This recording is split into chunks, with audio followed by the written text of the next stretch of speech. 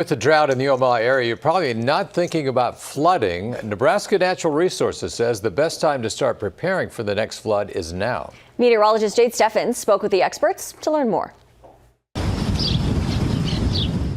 In June, rivers reached dangerous levels in Omaha and across the Midwest, damaging homes and land.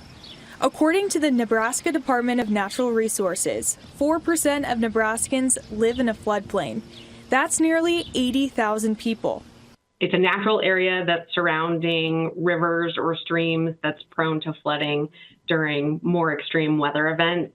So how do you know if you're in the 4%?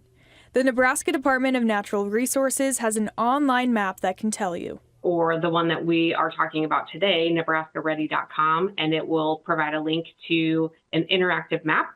If you do find your home in a floodplain, there's a few things you can do to protect yourself going forward. So flood insurance is the thing that will help you recover the fastest if you find yourself one of the victims of a flood, but also make sure that you have a plan. Flooding can happen for many different reasons at various points in the year.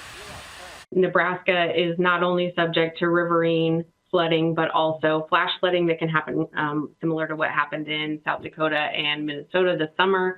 But we also are a state that's prone to ice jam flooding, and that has actually accounted for some of our more significant events. So even in the later winter months, we need to be prepared for flooding. To keep yourself safe, the DNR says to pack, prepare, and be aware. Make sure that they have that kit that includes the things that you'll need to be able to take with you if you need to leave your home quickly. On your side, Jade Steffens, 6 News. Some good tips there for sure. Thanks, Jade. Now, you can find a list of emergency kit items on DNR's website, and we have that linked on our website as well, WOWT.com.